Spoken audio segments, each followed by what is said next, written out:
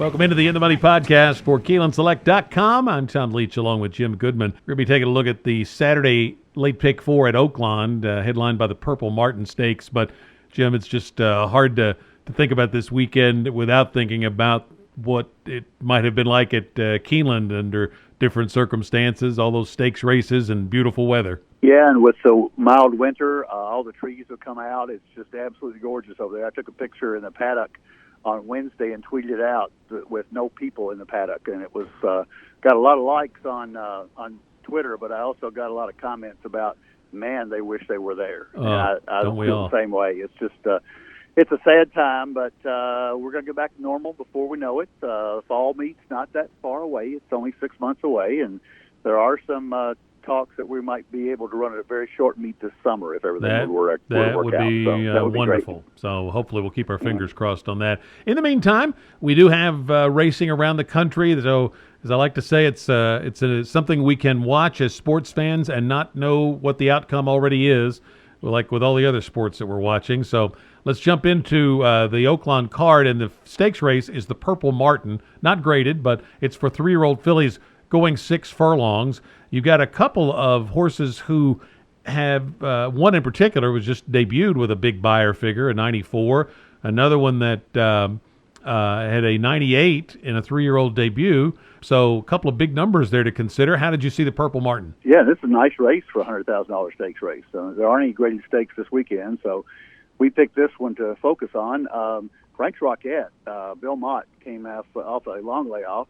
That horse had not run since the Frizette back in October and came back at Gulfstream and ran in the $75,000 stakes and won by 7 with a 98 buyer. So I think Frank's Rocket is probably going to be the favorite off that as she tackles the fifth racetrack in her 6-race career. She's raced at Saratoga, Churchill, Belmont, Gulfstream, and now Oaklawn. So I think Frank's Rocket is going to be a legitimate favorite here, but there's a lot of other horses in here that I thought could step up. These are, again, 3-year-old fillies at the beginning of the year, and Kamari for Wesley Ward gets Mike Smith to ride and ran in the Breeders' Cup Juvenile Turf Sprint last year, trying the dirt for the first time since Keeneland Maiden Special weight win back last spring, the last spring meet we ran at Keeneland. She won by 15 that day at 3-10. So it's another Wesley Ward precocious 2-year-old. We'll see how she does as a 3-year-old. Ringleader, the 2 for McLean Robertson. Lexi on the move, the 6 for Diodoro, who's been up and down at Oaklawn, but he's still 29%. He seems like he wins a lot of races, but then he disappoints when people think he's going to win. So this filly's good as well. But my pick to possibly upset Frank's Rocket is that filly that you talked about for John Sadler, Edgeway, the 4-horse. 94 buyer at Oaklawn in a 6-furlong tune-up for this race on February 29th, and got the lead out of the gate and never looked back at 9-5. So she wasn't exactly a secret. Had some great works. Has had some great work since then. So I think she's going to give Frank's Rocket everything she wants. If they hook up on the front end, it may set up for one of those horses that I talked about with Kamari coming out from off the pace, or possibly Lexi on the move. So nice race, but I think Edgeway, if she gets a little price there, I might bet her to win. I ended up taking a shot with Kamari in here to try to beat those bigger figure horses. Wesley Ward, no doubt, was this horse probably would have been running at Keeneland under normal circumstances, and he redirects her out there, and she's working really well. A couple of bullet works out of the last 3 times on the track, and Wesley's always got him cranked up for Keeneland, so I'm guessing that she's in good shape coming into this engagement.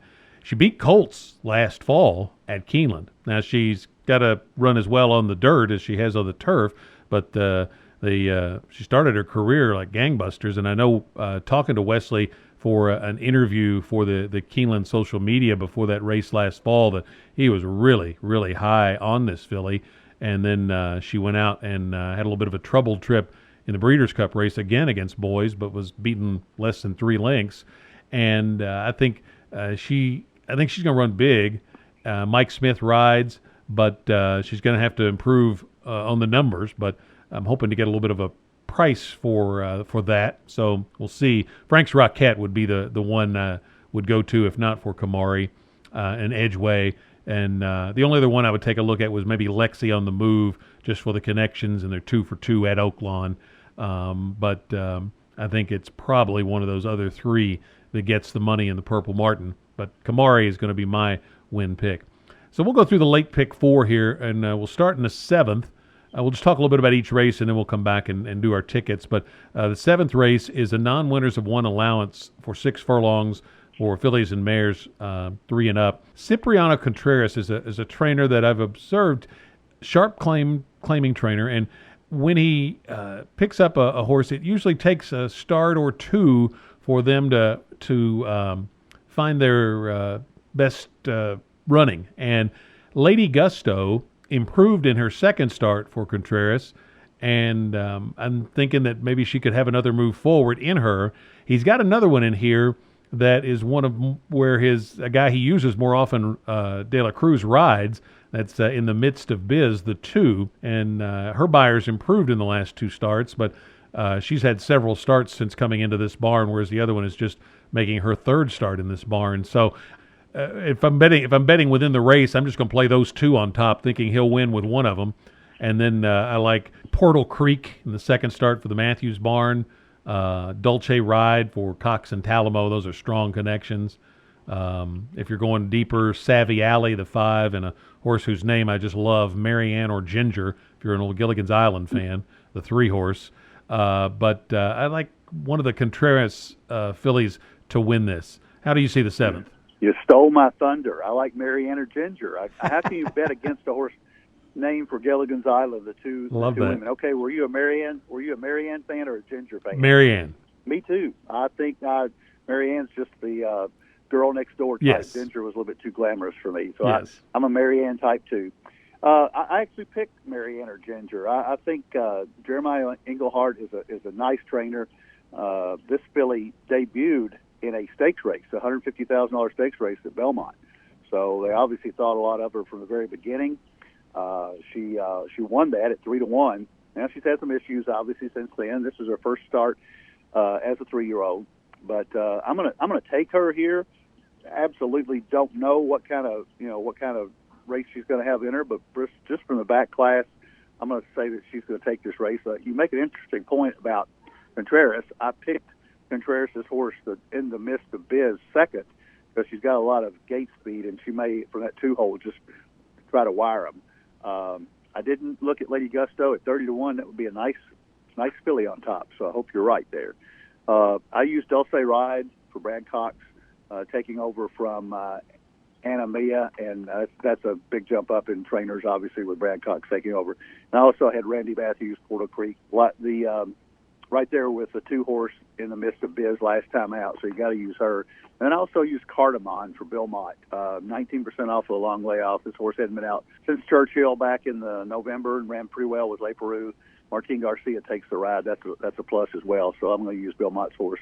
When we get to the pick 4, I'm going to probably go 5 deep here. Let's go to the 8th race, an allowance optional claimer for 3-year-olds, straight 3-year-olds at a mile and a 16th.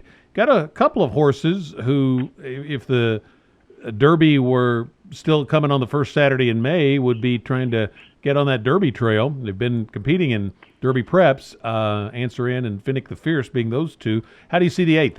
I love Answer In here. I think you're right. He ran the Southwest and got beat by 6.5 to Silver Prospector and Wells Bayou, who came back and won the Louisiana Derby. So I think this is my single in the pick 4.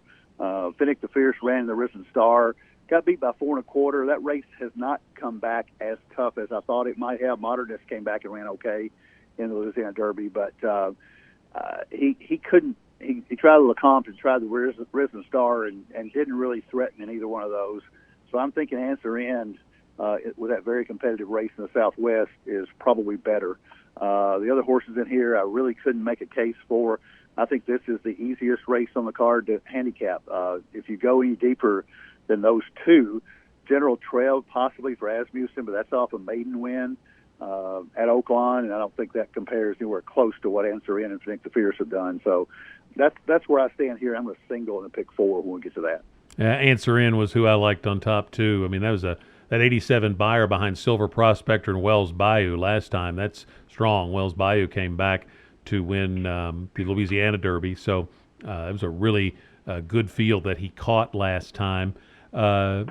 Finnick the Fierce. I don't, I'm not too really scared of him, but just on class, you probably need to include on tickets.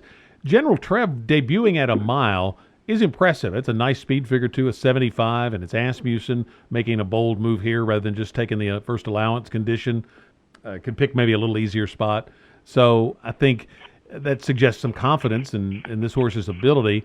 So he could be dangerous, but Answer In to me looks awfully strong in this spot.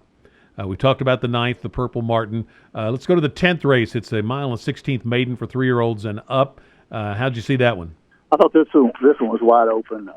I narrowed it down to 5 horses, and I really don't have a strong opinion among the 5. If you made me pick somebody, it would probably be Copper King, the 7 horse for Asmussen. Probably didn't like the off track last time out and was moving the right way in the Beyer progression. Dropped back to a 68 last time out. I don't like that Asmussen has a horse that's been out 8 times as 4-year-old and still a maiden. So that's a question mark for me. Aztec Empire for Ron Moquette. Moquette usually runs well at Oaklawn. Burrell takes over from Talamo, who winds up on Wild Union, the 5 horse for Brad Cox, which I understand perfectly, going from Moquette to Brad Cox. And Talamo's been the best rider at Oaklawn, so we use Wild Union. The other horse I'm going to throw in there in my pick 4, the 2 outside horses, Ondoro for Wesley Hawley, and I'm going to throw in the 11 for Nick Zito. 'Tis the Journey. This horse has been getting better on the Beyer scale, and only got beat by 4.5 last time out. Zito doesn't have many good horses anymore, but I always respect him as a trainer. I think 'Tis the Journey at 10-1 is a bargain here. So I'm going to go 5 deep here. I think this is wide open. I wouldn't have any problem with somebody hitting the all button. Yeah, I'm going to go deep in here too. Mow and Go is who I picked on top, just a slight edge. I like the fact for you mentioned Englehart's a good trainer, and he's put a string out at Oaklawn, I think, for the first time, and he's done okay. And Mow and Go in his 3-year-old debut ran a 68 Beyer. Now that's not anything that blows anybody away, but it was better than anything he did last year, albeit slightly. But still, I like to see horses come back as a 3-year-old running better than any number they ran at 2. And if he can move forward, he could be dangerous in here. Aztec Empire, Wild Union, Great Faces, Copper King, 4, 5, 2, and 7 were the other ones that I had listed. Looked at Zito too, and you could certainly make a case there. Just on the outside, I'm going to leave him out for budgetary reasons because of the post position mainly. So let's go to the pick 4. Like you, I'm going to single Answer In and hope I can catch a price somewhere else. We'll go 6 deep in the first leg, 2, 3, 5, 6, 7, 8, all the ones that I mentioned, and love to get Lady Gusto in at a big number. Single Answer In. Then 1, 4, 6, 8 in the Purple Martin. I'm going to add Lexi on the move just in case she runs a big one. And then 5 deep, all the ones I mentioned in the last leg. So I'm 6 by 1, by 4, by 5 for $60. What's your ticket look like? Okay, I've got a similar ticket. I've got 5 deep in the first leg with In the Midst of Biz, Mary Ann or Ginger, Dolce Ride, Portal Creek, and Cardamon, which is 2, 3, 6, 7, 9. I am also singling Answer In the 8th race, so we're both standing or falling on that race. Don't like that strategy very much, but I think that that's the best single in the sequence by far. Then I'm going to go 6 deep in the race in the Purple Martin. 1, 2, 4, 6, 8, 9 with Kamari, Ringleader, Edgeway, Lexi on the Move, Frank's Rockette, and Kiss the Girl, the 9. And then 5 deep in the last leg, 4, 5, 7, 11, 12, Aztec Empire, Wild Union, Copper King, Tis the Journey, and Ondoro. So 2, 3, 6, 7, 9 with 5, with 1, 2, 4, 6, 8, 9 with 4, 5, 7, 11, 12, and that is $75. You have several tracks running around the country, and best of luck. If you can't, well, obviously you can't get out for simulcasting, so make sure you keep that Keeneland Select account funded. Good opportunity comes along, or you're just looking for some live sports to watch. You got thoroughbred racing most every day from somewhere, and it's a fun opportunity to if you obviously we all wish we were playing Keeneland, and it's not Keeneland, but it's still horse racing. Yeah, it is. As we're taping this, you may not have heard, but Golden Gate is shut down now for the weekend at least. California the local health departments, with the help of PETA, have shut down Santa Anita and Golden Gate. Hopefully that's not a permanent thing for the rest of the summer, but you never know.